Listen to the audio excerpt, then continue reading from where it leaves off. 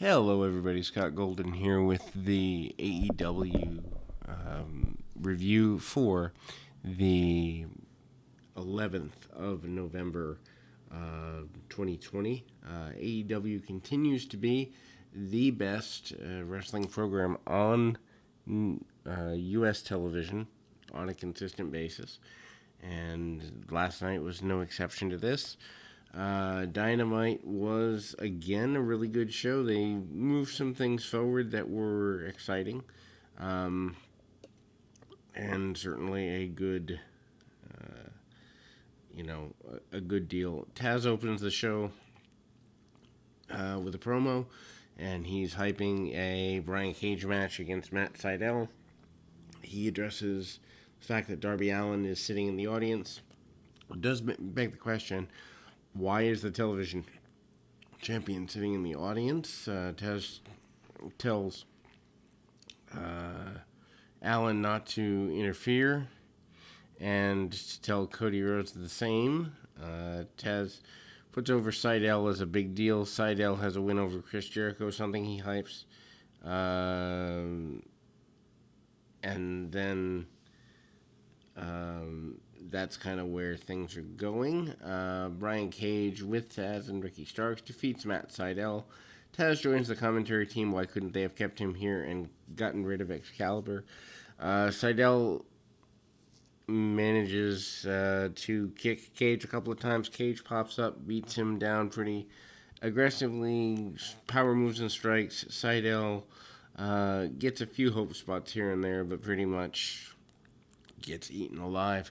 Cage's power is too much and actually uses him as a curling bar. Cage gets cocky, attempts a Rana, and Sydal turns that into a Rana of his own. Hits a brutal meteor on the ramp. Ouch. Sydal hits kicks and a standing corkscrew moonsault for a near fall. Cage hits the drill claw. And then, but before that, Sydal hits a roundhouse kick. Gets hit with a lariat and then drill claw into a cradle for a close near fall. Sydal attempts a top rope blockbuster. Cage catches him out of midair right into the drill claw. Awesome, powerful finish. Post-match, Starks cuts a promo emphasizing how he and Cage are both now on the hunt for the men's singles rankings to rise. The Revolution will be televised, and basically the inference is they're going after Cody and Darby, but mainly Darby. Cody Rhodes makes his way to the ring, congratulates Darby Allin on his championship victory. Cody will not be seeking a rematch at this time. Instead, wants a match with MJF. A random woman enters the ring, and she accuses Cody of lying. Her name is Jade Cagrill, or Cagrill, and she calls herself the Total Package. Yes, better looking than Lex Luger. Although that doesn't take much. She's been sitting on the sidelines studying her competition, which I assume is the women. She then says Cody wants to topple giants, but there's nothing giant about Cody. I would beg to differ that his bank account's probably pretty giant. Anyway, she tells him to keep his thoughts to himself in the future and to watch his back. She acknowledges that he has his last name back. She says he's too scared to go by one name, and that the giant she is representing is Shaq, as in AKA Shaquille O'Neal. Interesting that they may try to get some celebrity buzz with Shaquille. I don't know that it'll work. I think he's a little outdated, but maybe I'm wrong. Maybe he's still over with what would be their target demo. Anyway, Brandy Rhodes comes out, and she verbally tears into this new lady, and she gives Brandy a love tap on the way out. Jerry Lynn comes out to prevent more chaos. Cody is distracted. Cage re-enters and lays him out, and Starks comes in, attacks Cody. Darby Allin makes his way to the ring. Cody's music plays, and Will Hobbs comes in. to even the odds here. Alex Marvez, they're using him too much. Interviews Jon Moxley. Moxley came to AEW. He wasn't interested in championships, but now he's the world champion, and he respects every fan. He said he has a big challenge ahead in Kenny Omega. He's beaten him once, but beating him twice may be a harder challenge. They announced Moxley will defend against Omega on December 2nd. Interesting that they're doing this on Dynamite and not the pay-per-view. They're calling it the biggest match in Dynamite history. Please, please, please let Moxley hold on to the title. I do not want to see a Kenny Omega championship run, even though I probably will. Anyway, Natural Nightmares, Dustin Rhodes, and QT Marshall defeats Butcher and Blade with Allie in a bunkhouse match. Good match here. They do a lot of cool stuff. No disqualifications or countouts in the bunkhouse match. Everyone's wearing jeans, and they left props near the stage as opposed to under the ring, which is cool. Marshall gets attacked before the bell, and Dustin hits a final reckoning on Blade through a chair. Ouch. Bunny distracts, and Blade smashes a guitar over Marshall's head. I believe that's where Marshall gets busted open. Dustin grabs a bull rope. Dustin is trying to use the rope, but gets nailed with a chair from the Butcher. Camera cuts to Marshall, who is now noticed to be bleeding. Bunny handcuffs Dustin to the ropes. Butcher and Blade take over during the commercial. Dustin is helpless, and Marshall was unable to come to his aid. A ladder, a kendo stick are introduced during the break. Dustin grabs the kendo stick. Blade tackles him in the process, but Dustin gets out of the cuffs. He makes a single comeback, and Dustin Butcher fight with weapons, brawl around the stage. Marshall blindsides the Butcher with a fire extinguisher. I still don't like the fire extinguisher spot no matter who does it. Dustin hits a bulldog through a plywood structure of some sort. Back in the ring, Blade's been opened up pretty badly. Marshall and Blade seems to be, they're kind of taking this into the issue with the Bunny. They brawl in the ring. Marshall cracks him with a trash can and climbs a ladder, hits an elbow drop from the top. Blade gets his shoulder up at the last minute. Butcher and Dustin make their way back, and they fight where they basically have a botch of a code red here. Butcher and Blade hit the final death through chairs, but Marshall breaks up the pin. Marshall hits a chain-assisted diamond cutter on Butcher and Blade into the Bunny, which sends her through a table. Dustin nails Blade with a cowbell, and Marshall hits the cutter for the win. Awesomely done. It's enjoyable because it's gimmick, but at the same time it tells a story, and it moves the story for the two teams forward to where seeing them again, whereas before I saw this match I wouldn't have cared either way if I did. Now if I see a rematch I wouldn't be that against it. Anyway, Matt Hardy cuts a promo from his compound. He basically says that Sammy Guevara earned his respect through the violence and that Guevara will be a star someday. MJF joins the Inner Circle. Jericho comes out, addresses the crowd, and invited out the original Inner Circle first. Hager, Santana, and Ortiz come out. Guevara is not there. Jericho doesn't seem to really acknowledge this much. MJF and Wardlow make their way out. MJF takes the podium and acted emotionally, saying that he's overcome with adversity. He plagiarizes lyrics from a Drake song. I don't know who Drake is. Apparently, lots of people do. I assume he's a musician and looked him up and realized he's much bigger than I should have some clue who he is, but it's just not my thing. Anyway, Santana and Ortiz get heated. Jericho calmed down. Inner Circle would be stronger than ever. and basically says everyone's got to make it work. MJF said they weren't just here to celebrate his induction into the organization, they're also celebrating Jericho's birthday. Confetti and balloons rained down amid a outdoor rainstorm in Florida. They announced the Inner Circle is headed to Vegas next week, and the trip is on MJF. And then they sing Happy Birthday to Jericho. Marvez is back, unfortunately. He's got the personality of sandpaper. Anyway, he interviews the Young Bucks. He kind of flinches at the thought of getting kicked again.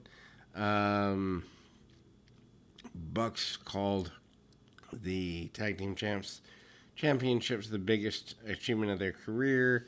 At least they're right about something for once. Anyway, Matt mentioned that they received a message from Top Flight, and this is a team that has appeared on Dark, and Matt grants them a Tag Team Championship opportunity next week. Why are we giving championship opportunities to teams that haven't proven themselves?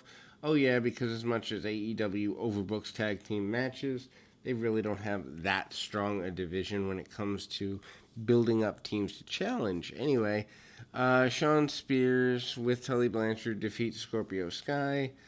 This seems to be the blow off of the feud. Big moves early. Sky goes for a dive.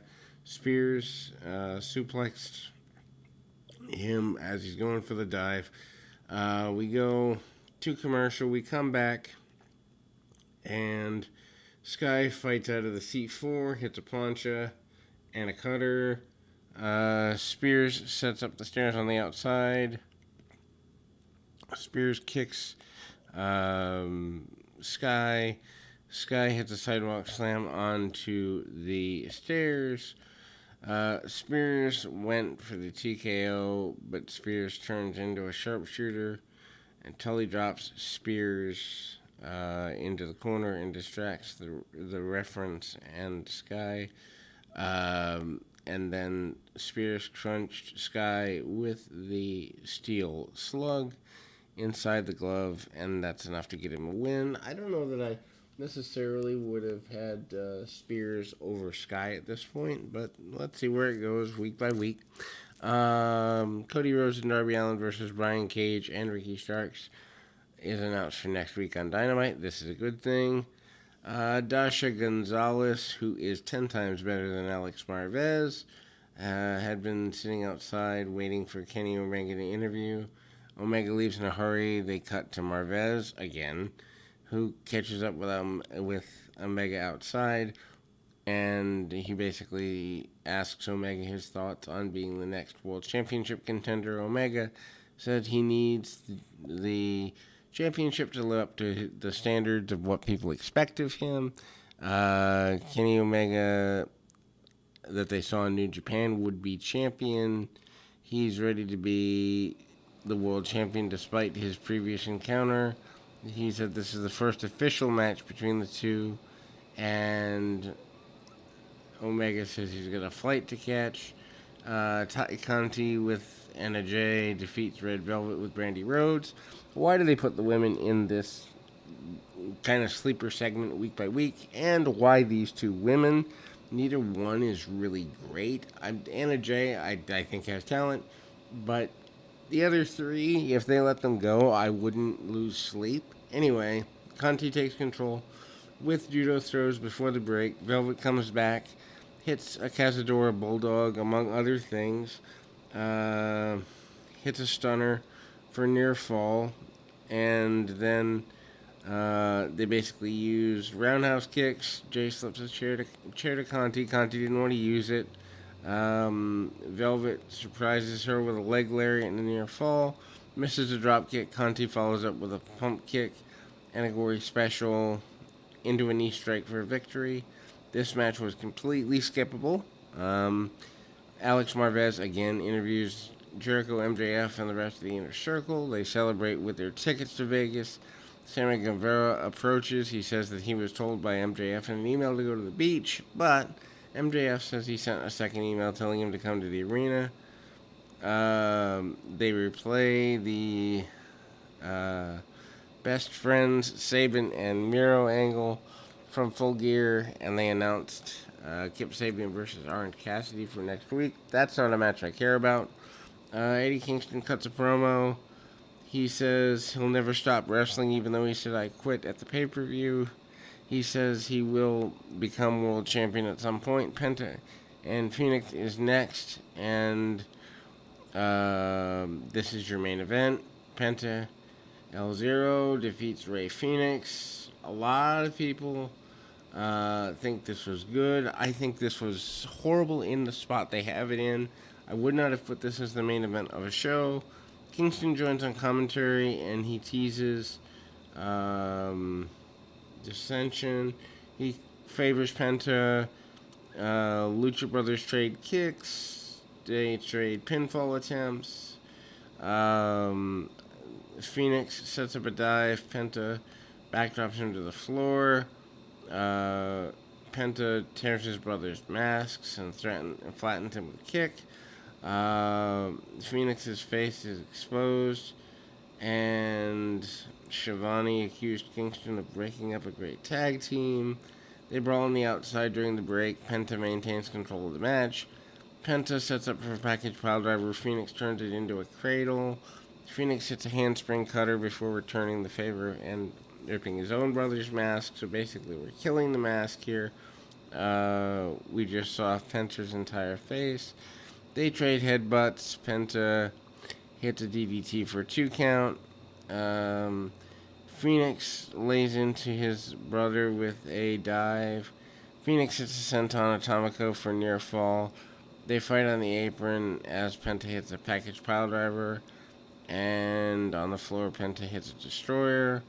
Penta hits a second package piledriver for the win. Kingston grabs the microphone, congratulates Penta before pushing Phoenix out of the ring. He said Penta doesn't need the dead weight. He's interrupted by returning Pac. Pac says he's back and that Kingston made a bad mistake. Officials come out to prevent a brawl. Pac will make his in-ring return next week on Dynamite facing the Blade. Not where I would have gone with main event. I don't see any of those guys as a main event segment deal, but some people do, and I have to realize that they build around people that I wouldn't even have on my roster sometimes. So, that being said, I would say 80% of the program was enjoyable. I'd still say it was better than NXT, and still the best wrestling of the week. But until next time, keep your feet on the ground, your mind in the moment. Until next time, everybody.